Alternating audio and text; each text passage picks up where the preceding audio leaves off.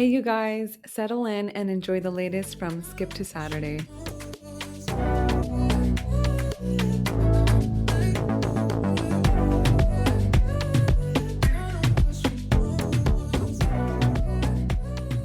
Welcome back, everyone.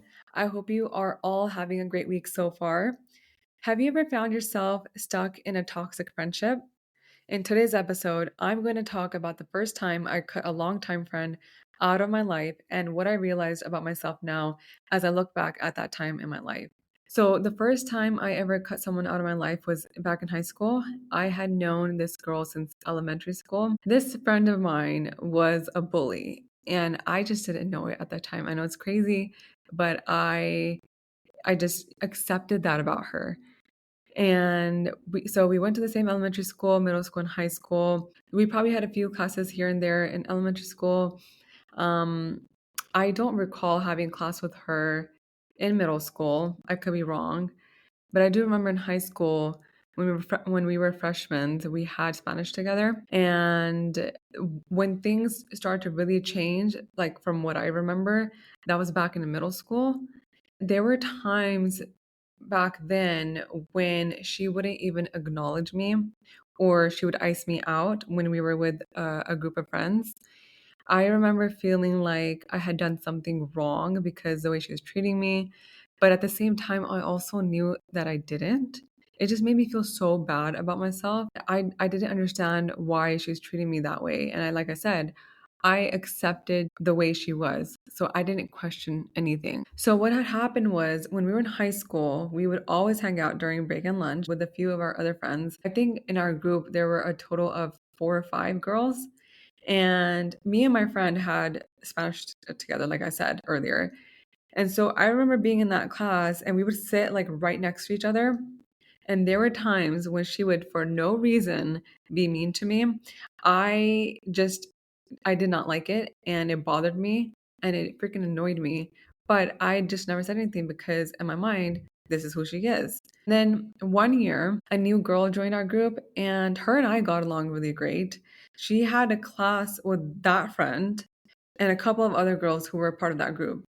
I don't know exactly what happened, but this new girl was getting bullied by my friend and it got really, really toxic. And she told me that she wanted to switch schools.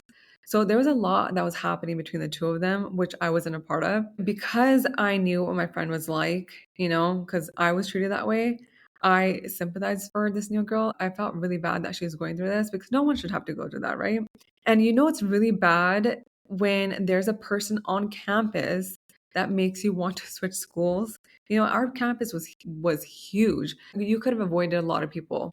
So when she told me all of that, right, I decided that I was not going to be friends with her anymore because I was not happy with the fact that she was making someone else feel that way. I know I disregarded how she made me feel for the longest time, which was a disrespect to me. I know that. But seeing someone else be treated horribly did not sit well with me. And so that just made it easier to let that friendship go. And this all happened a few weeks before summer vacation. I was so proud of myself because I think that was the first time I ever took a stand for myself or took a stand in anything. And I told this new girl that she shouldn't switch schools because of this one person. And I would be more than happy to hang out with her during break and lunch during the next school year. So the following year, I completely ignored the friend, the bully, and hung out with the new girl. Whether she didn't switch schools because I told her she shouldn't or that was a choice she made all on her own, I have no idea. But we hung out and had a lot of fun. And all my other friends decided to stay friends with the bully. And that kind of stung a little for a while. A part of me was like, well, you know what? No one discussed the situation. Like, I didn't have a conversation about, like, hey, next year I'm not hanging out with you guys for these reasons. So I felt like it wasn't fair to expect them to know what was going on in my mind and how I was feeling. So I didn't hold it against them. But then on the other hand, I was like, they know what she's like, and they're still deciding to hang out with her. So that made me feel like, okay, my presence in that group does not matter. Like I'm not being missed.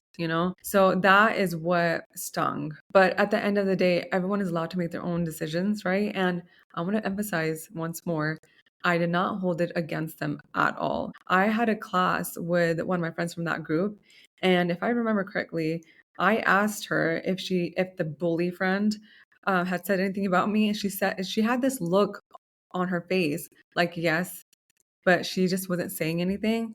So that made me want to know more about what was being said about me behind my back. So basically, I was a bitch. That's what she told me that she was saying behind my back. And I was utterly offended because I was like, how dare she call me that? You know, I left the group without creating any drama, and yet somehow I was a bitch. When I heard that, that actually made me feel like I had made the right choice. After finding out that's what she was saying behind my back, I was like, you know what? I don't need her in my life. Me and the girls that I used to hang out with would say hi in passing, but that was about it. We did not have any bad blood between us. I don't remember it being awkward for me at all when I saw them around campus. I don't know if it was awkward for them, so I can't speak on their behalf. But the only time I did feel awkward was when she was with the rest of them and I had to pass by them in order to get to class. So that was the only time I felt like, oh God, I'm dreading to make eye contact with them. And then a few years ago, I reconnected with one of my friends from that group, and she told me that after I had left that group, the bully friend of ours had made someone else her victim. And then one by one, they all stopped being friends with her. So there was definitely a pattern there with her behavior. It's unfortunate, but at the same time, don't expect people to stick around if you're going to treat them like shit. And you guys are probably wondering, why didn't you just say something? You know, why didn't you speak up? Why didn't you address the way she was treating you? And the thing is, I was brought up in a way where telling someone or having a confrontation was disrupting the peace. Like that's what it was. And we were just expected to brush everything off, even if the other person was in the wrong. And we were expected to get along with everyone no matter what. It didn't matter how they were making you feel, what they said to you. You just had to buckle up and accept it and keep the peace. So I think that played a huge part in why I just accepted her for who she was and never said anything. And it's like when you are brought up in that way at such a young age, it trickles down to everything else in your life. And on top of that, I wasn't experienced in having a conversation with another person about how they were making me feel. So it was novel and very scary to me to tell anyone, hey, I don't like it when you do this because I don't know how they're going to react or in which direction the conversation is going to go in. And I also didn't want someone to blame me for starting drama, all because I expressed how they made me feel. I do wish that I handled it better. I really do wish that. I know that we can't go back in time, but I wish I had at least attempted to have that conversation with her. As I got older, it became easier to cut out people from my life. The first time is always the hardest, right? And the people that I would cut out would be the ones that, either lied or had a hidden agenda or made me feel bad about myself. Anything that was negative, it had to go. I did not feel bad about cutting them out. However, I did all of this without having a conversation with them. So I feel like that was my downfall because again, maybe if I had a conversation with how they were making me feel, we could have salvaged that friendship. I just don't know. And then again, it goes back to how I was brought up, where you don't have a conversation about how are you feeling or how someone else is making you feel because you need to keep the peace. And if you're addressing it, then there is that potential that you are going to create drama. And so it's best to just like keep your mouth shut. So I did that and then just, cut them out. When I got a little bit older, I think I was 24 at the time, there was this one person in our lives who decided to just ignore us for no reason, me and my sister. And I was like, you know what? I am going to take the more mature approach and handle this like an adult and have a conversation with this person and get to the bottom of why they're acting this way. And basically, the whole conversation went in a circle. We didn't get anywhere. This person played the victim card. And I was like, okay, so this is not working. I'm trying to have a conversation, trying to get to the bottom of whatever the issue is, and it's just not happening. And FYI, this person has also lost a lot of friends. So I knew I wasn't the problem, they were. After that experience, I was like, okay, so I don't know how I'm supposed to salvage a relationship if I'm not able to have a conversation with someone who is not capable of taking accountability. Because it makes you feel like you're the crazy one for starting the conversation.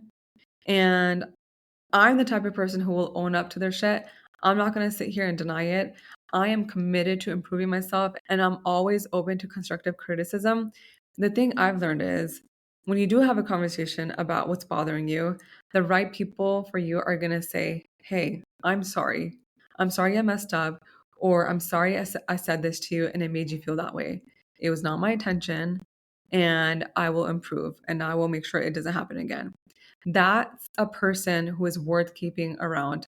And they're showing you because they're showing you that they're able to take a look at themselves and their actions and take accountability for it. And they do that because they love you and respect you. A person who doesn't care about you or the friendship is not going to admit what they did wrong, and they're not going to change. Looking back at all of this, I realized I didn't have any self-respect or self-love given how long I stayed in that friendship and never spoke up when she said and did things that bothered me. And I know I said before that one of the biggest reasons why I didn't say anything and, remained friends with her was because of the way I grew up and, what was taught. But there were also other things that played a factor in why I stayed friends with her for as long as I did. One, it was out of fear of not knowing what my life was going to look like without her being my friend.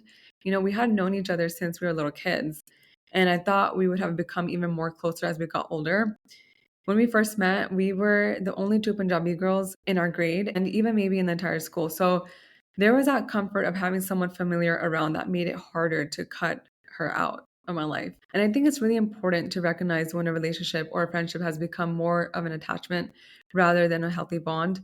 This just means that you're attached to them and nothing good is coming from it. If I had valued myself, my sanity, I wouldn't have stuck around for as long as I did. But I will say this, sometimes all it takes is one experience to shift your mindset, right? Sometimes people just need to experience one thing in life to learn 50 different lessons, while other people, God bless their hearts, have to go through multiple experiences to get that lesson. I guess I was fortunate enough to have this happen early on in life rather than later, because I know some people do experience this in their late 20s and 30s and 40s, and I just would not want to be in that situation at all. Now I know that cutting people out of your life who bring you suffering, dysfunction, anxiety, and sadness is the first sign that you're starting to respect yourself. Knowing someone for a really long time is not a good enough reason to keep them in your life.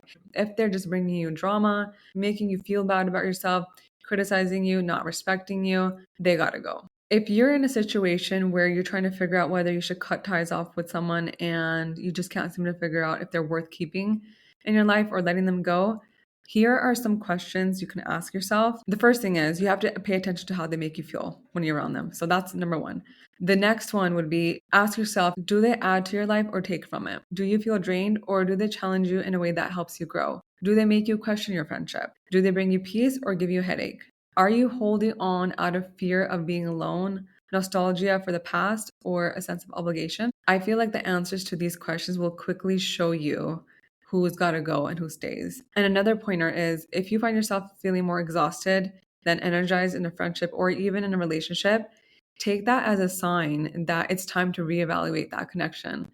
In some cases, releasing those ties can open the door to more positive relationships, and this can help you prioritize your own well being. And I also understand that distancing yourself from people who have been significant in your life, whether it be friends or family, can be incredibly difficult. However, when it comes to protecting your mental health and your emotional health, it's essential to take those necessary steps to cut them out because you deserve to have healthy and blossoming friendships and relationships. And here's another thing that you should keep in mind. Everyone's working through their own shit, right? Because we've got a lot going on. So sometimes we just need to be patient with people while they're handling whatever's going on. But this does not mean that you are constantly sacrificing your peace to keep them in your life. Okay. So if they are giving you a headache, creating drama, bringing you negativity, blaming you for stuff that is not even your fault, anything that's negative, then you need to like remove them or create that distance. And a real connection is going to always feel supportive even through the rough patches. And I also want to remind you guys that cutting ties with someone is not about being harsh or unforgiving. It's really about valuing your peace of mind and overall happiness.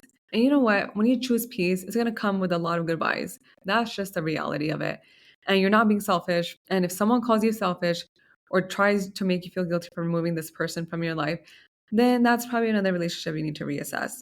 And I feel like the people who have put everyone else before them have the hardest time putting up boundaries and letting people go because they're afraid of what other people are going to say, or they're afraid of how it's going to go down. But you just have to remember that when you do decide to let go, it doesn't mean that you don't care about this person. It just means that you're choosing to protect your energy and doing what's best for you.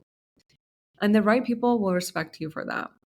They will make your heart feel seen and your nervous system feel calm. When I think about toxic friends, it sometimes reminds me of the girls that you see in the movies and TV shows, like the movie Mean Girls. I actually haven't watched it myself from beginning to end, but the summary of the movie is right in the title.